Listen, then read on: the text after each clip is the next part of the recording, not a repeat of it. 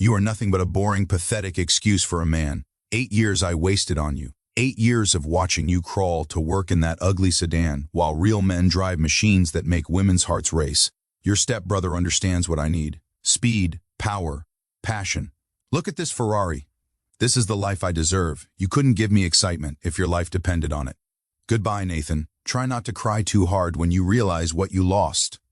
Those venomous words echoed through the quiet suburban street.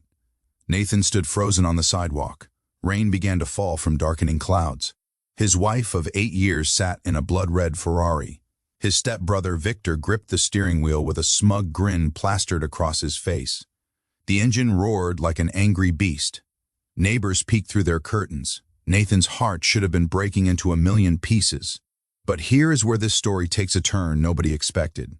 Not his cheating wife, not his arrogant stepbrother, not a single soul watching from those windows, because Nathan was hiding something massive, something that would turn this moment of humiliation into the sweetest revenge anyone had ever witnessed. What would you do if your spouse of 8 years publicly destroyed you in front of your entire neighborhood? Would you beg them to stay? Would you break down crying? Or would you smile knowing that karma was about to deliver justice in the most spectacular way possible? Drop your thoughts in the comments below. If you love stories of justice and karma, hit that subscribe button and the bell icon so you never miss these incredible tales. Now let me take you back to the beginning, because to truly appreciate what happened next, you need to understand how Nathan and Rachel's story began. And trust me, the ending will leave you absolutely speechless. Nathan grew up in a complicated household. His mother remarried when he was 12 years old. That marriage brought Victor into his life. Victor was 2 years younger but acted like he owned the world. He was loud. He demanded attention. He bragged about everything he had. Their parents always favored Victor. He was charming on the surface. He knew how to make people like him. Nathan was quiet, reserved. He preferred books over parties. He preferred silence over noise. By the time Nathan turned 18, he had learned an important lesson. The world rewards those who work in silence. So he stopped trying to compete with Victor. He stopped trying to win his parents' approval. He focused entirely on building something of his own. Nathan studied finance in college. He worked 3 jobs to pay his tuition. He saved every penny. He invested wisely. By 25, he had accumulated enough capital to start a small private lending business. That business grew quietly. Nathan never talked about it. He never bragged. He wore simple clothes. He drove modest cars. He lived in an average house. But behind that ordinary exterior lived an extraordinary reality. Nathan met Rachel at a coffee shop when he was 28. She worked as a barista. She had beautiful eyes and a warm smile. She seemed genuine, kind, down to earth. They dated for 2 years before getting married. Nathan was careful. He watched for red flags. Rachel seemed different from other women he had dated. She never asked about his income. She never pushed for expensive gifts. She appeared content with simple dinners and quiet evenings. Nathan thought he had finally found someone real. The first 3 years of marriage were beautiful. Rachel laughed at his jokes. She cooked his favorite meals. She supported his long work hours. She never complained about their modest lifestyle. But something changed in year 4. Rachel started watching reality shows about wealthy housewives. She scrolled through social media for hours. She saw influencers flaunting designer bags and exotic vacations. Slowly, a seed of discontent planted itself in her heart. She began making comments, small ones at first. Why couldn't they vacation somewhere tropical? Why did Nathan drive such an old car? Why didn't he ask for promotions at work? Nathan noticed the shift, but he hoped it would pass. He hoped Rachel would remember what truly mattered. He hoped their love was strong enough. He was wrong. What happens when a woman who once valued simplicity becomes poisoned by greed? What happens when she meets a man who represents everything she suddenly craves? Stay with me, because the betrayal that followed shattered everything Nathan believed about his marriage. Victor had disappeared from Nathan's life for almost a decade. They exchanged awkward hellos at family gatherings, nothing more.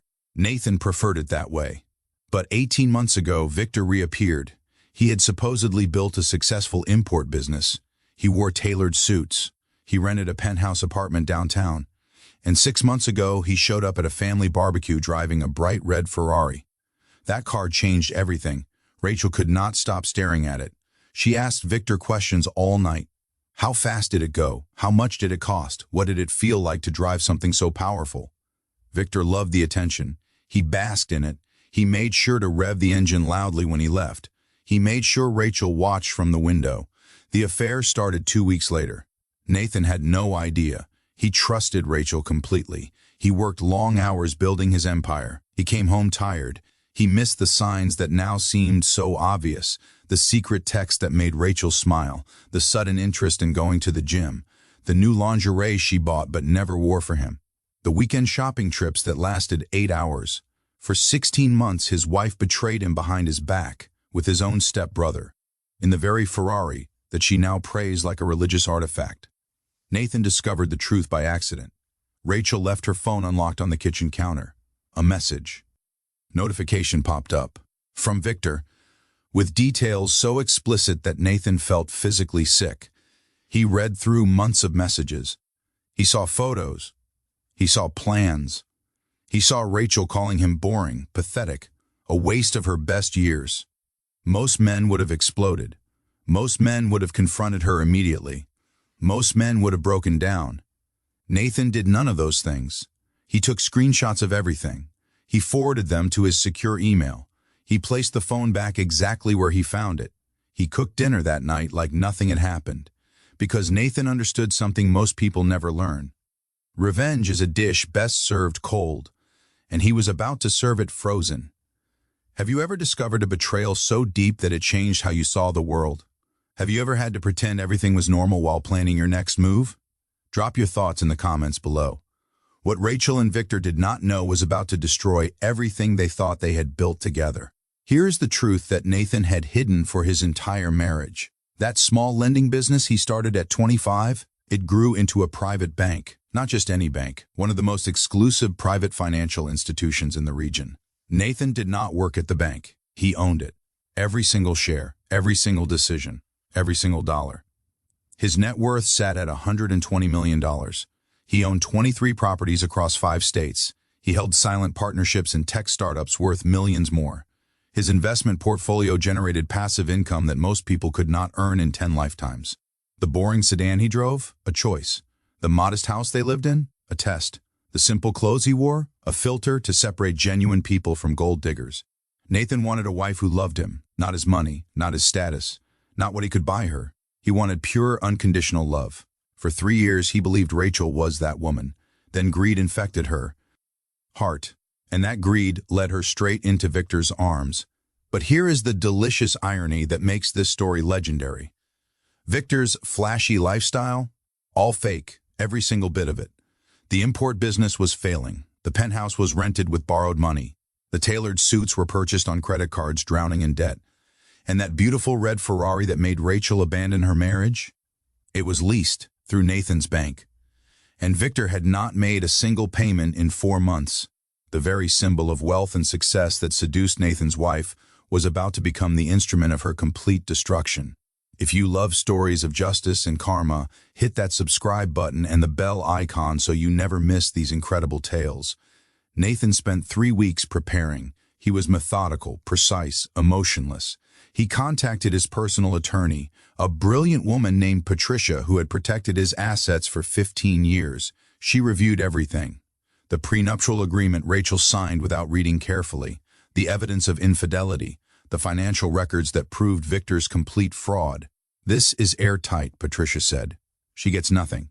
And the repossession is completely legal. He signed the contract. He violated the terms. The car belongs to the bank. Nathan nodded. I want everything ready for Saturday. Why Saturday? Because Victor is picking Rachel up Saturday afternoon. She is leaving me for good. I want to be there when their fantasy ends. Patricia smiled. She had worked with wealthy clients for decades, but she had never seen revenge planned with such surgical precision. Nathan also contacted his head of asset recovery, a man named Thomas who specialized in repossessing high-value vehicles from difficult clients. The red Ferrari under Victor Hayes. 4 months delinquent. I want it recovered Saturday afternoon. I will provide the exact location. Understood, sir. Standard procedure? Nathan paused. No. I want to handle this. One personally. Prepare the remote disable code.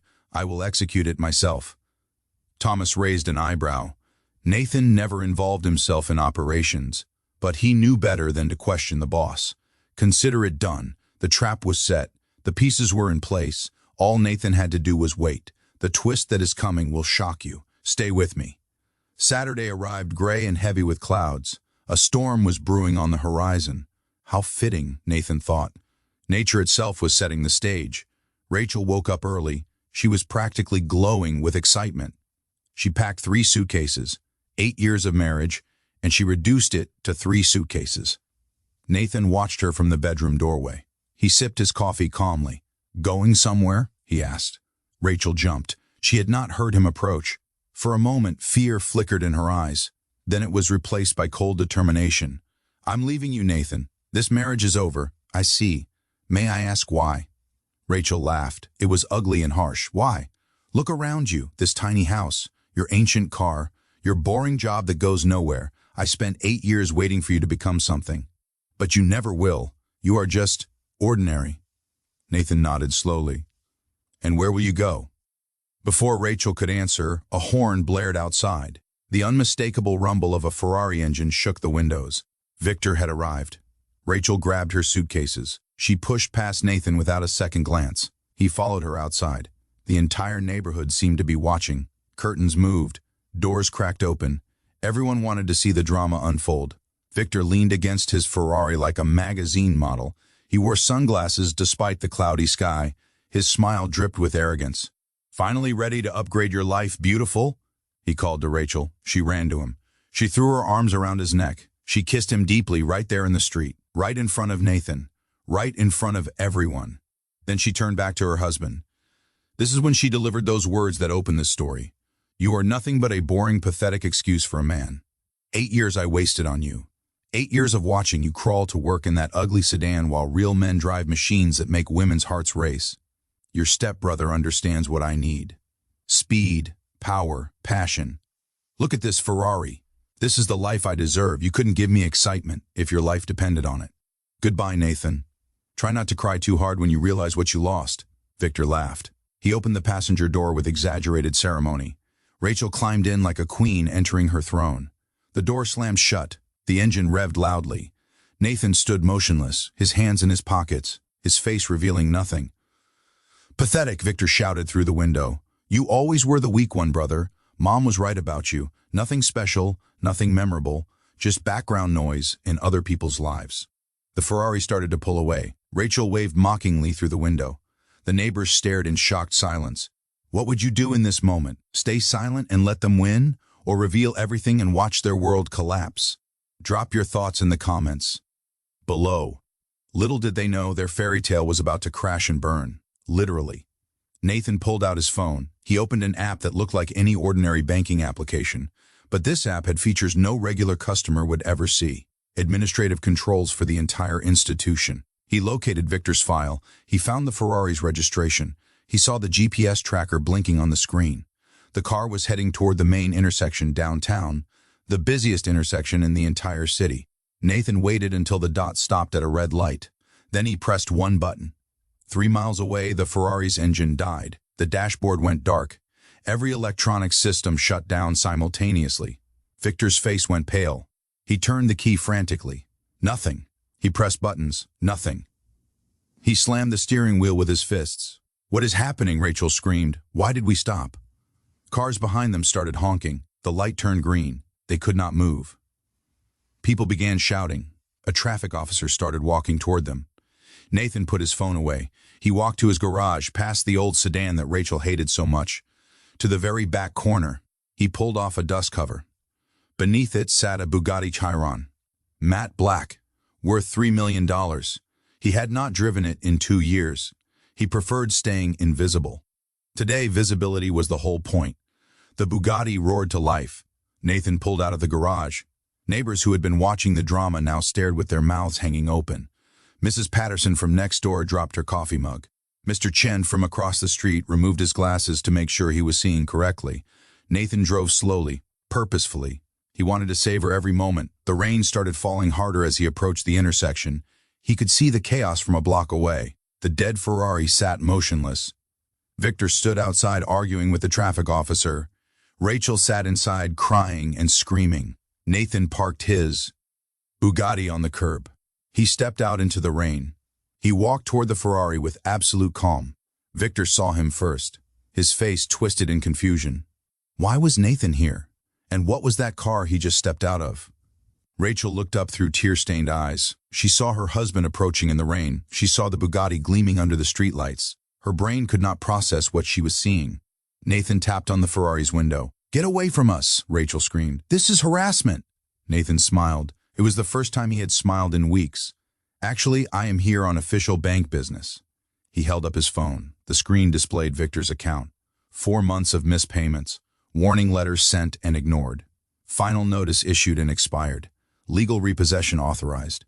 "You see, I own the private bank that leased this vehicle to my dear stepbrother. He's been delinquent for 4 months. The car belongs to us now, along with the house he bought last year. Also financed through my institution. Also in default." Victor's face lost all color. "You own the bank? That is impossible. You are nobody. You are nothing. I am worth $120 million. I own 23 properties. I built my empire while you were busy pretending to be successful." Nathan looked directly at Rachel. "And I spent 8 years giving my heart to a woman who thought a leased sports car made a man." Rachel's mouth opened and closed. No words came out. Her entire reality was crumbling around her. Just when she thought it could not get worse, it got so much worse. "Stay with me." A tow truck turned the corner. It stopped behind the disabled Ferrari. 2 men in uniform stepped out holding official paperwork. "Nathan Hayes?" one of them called out. "That is me. Vehicle is confirmed for repossession. Ready when you are, sir." Victor tried to block them. He threatened lawsuits. He screamed about rights and lawyers and important people he knew. One of the workers handed him the contract he had signed 18 months ago.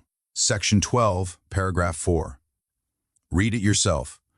"You agreed to immediate repossession upon default. No additional notice required. No appeals process. Your signature is right there at the bottom." Victor read it. His hands were shaking. The rain soaked through his expensive suit. He had nothing left to say. The workers began hooking up the Ferrari. A crowd had gathered, at least 50 people watching, some recording on their phones. This would be all over social media within the hour. Rachel stumbled out of the car. Her designer dress was ruined. Her makeup ran down her face in black rivers. She looked nothing like the confident woman who had mocked Nathan 30 minutes ago. "Nathan, please," she begged. "I made a mistake. A terrible mistake I did not know. How could I know? You never told me anything." Nathan looked at her with eyes as cold as winter. "I never told you because I wanted to see who you really were. For 8 years I wondered if you loved me or just settled for me. Now I have my answer. I do love you. I was confused. Victor manipulated me.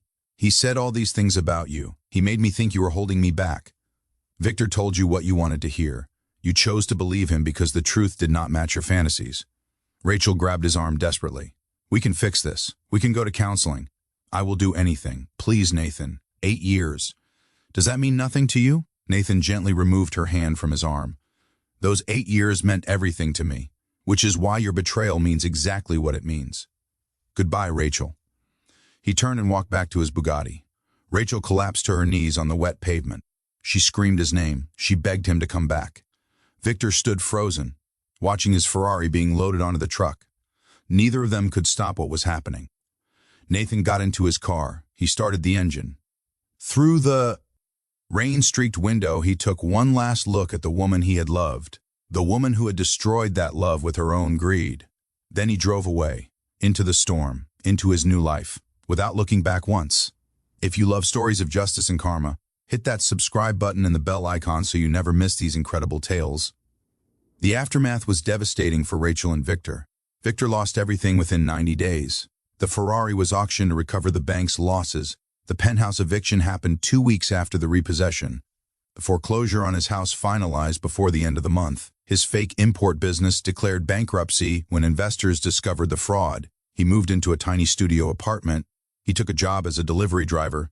The man who once bragged about living in the fast lane now spent his nights delivering fast food to strangers. Rachel filed for divorce thinking she could claim half of Nathan's fortune. Her lawyers called it a straightforward case. Then they saw the prenuptial agreement. That document was 47 pages of bulletproof protection. Every asset Nathan owned before marriage stayed with him. Every asset acquired during marriage was protected by specific clauses Rachel had signed without reading. The evidence of infidelity triggered morality clauses that eliminated any claim to alimony. Rachel walked away with her 3 suitcases. Nothing else. Not a penny, not a property, not even the furniture she had picked out for their home. She moved back to her hometown. She got a job waiting tables at a chain restaurant. She told people she had been married once. She never told them why it ended. Meanwhile, Nathan sold the house that held so many painful memories. He donated $1 million to a charity that helped betrayed spouses rebuild their lives. He took a month-long vacation to clear his mind. When he returned, something unexpected happened. He received a letter, not an email, an actual handwritten letter. It came from a woman named Elena. She worked at a small bookstore downtown. Nathan had stopped there during his vacation to buy reading material for the trip. The letter was simple. Elena wrote that she had noticed him looking sad that day. She hoped his travels had brought him peace. She included no requests, no expectations, just kindness from a stranger. Nathan visited the bookstore the following week. Elena was genuinely surprised to see him. She had not expected a response. She certainly had not expected him to show up in person. They talked for 3 hours that day. About books, about life, about disappointment and hope, and the courage to start again. Nathan did not mention his wealth. He wore simple clothes. He drove his old sedan. He wanted to see who Elena really was. 6 months of coffee dates and long walks and honest conversations followed. Elena never once asked about his job or his income. She never pushed for expensive restaurants or fancy gifts.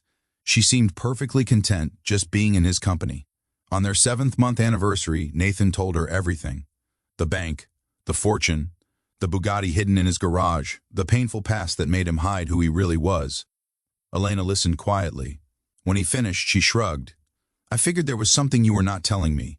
Nobody reads that many business books for fun. Nathan blinked. You are not surprised? Nathan, I work in a bookstore. I make barely enough to pay rent. If I was with you for money, I would have left after the 2nd date when you suggested we split a sandwich because you were not that hungry. For the first time in nearly a year, Nathan laughed. A real laugh. A laugh that came from somewhere deep inside where he thought only pain remained.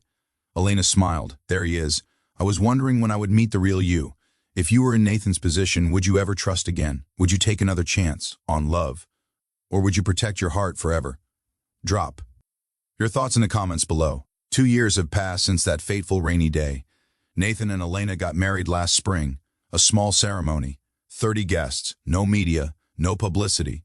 Just 2 people promising to love each other honestly and completely. They live in a beautiful home now. Not extravagant, not flashy, just comfortable and filled with books and laughter and genuine happiness. Nathan still drives his old sedan most days. He saves the Bugatti for special occasions. Some things never change. He heard through mutual acquaintances that Rachel tried to contact him several times. Letters, emails, even a visit to his office building. Security turned her away every time. Some bridges burned too completely to ever rebuild. Victor disappeared completely. Some say he moved to another state. Others say he is still delivering food somewhere in the city. Nathan does not care enough to find out. The lesson of this story echoes louder than any Ferrari engine ever could. Real love does not come with a price tag. It cannot be measured by the car someone drives or the house they live in. Real love sees past the surface. It values character over credit limits. It chooses connection over convenience. Rachel spent 8 years married to a man who would have given her the world, but she was too busy staring at someone else's flashy car to see the treasure standing right beside her. Victor spent his whole life pretending to be something he was not. But fake success always crumbles when real pressure arrives. You cannot lease your way to genuine happiness. Nathan learned that hiding who you are does not protect your heart. It just delays the pain. True protection comes from choosing partners who prove themselves worthy, not through grand gestures, through consistent character. Some people spend their entire lives chasing things that sparkle. They trade diamonds for broken glass because the glass reflects the light more dramatically. They wake up one day surrounded by everything they thought they wanted and realize they lost everything that actually mattered. Do not be like Rachel. Do not be like Victor. Be patient. Be genuine. Be someone who values substance over show, because karma has a perfect memory, and the universe always balances its books in the end. If this story moved you, hit that subscribe button and the bell icon right now. Drop a comment sharing your thoughts on what you would have done in Nathan's position. Like this video and share it with someone who needs to hear that character always wins over convenience. Thank you for staying until the very end. Your support means more than you know. I will see you in the next story.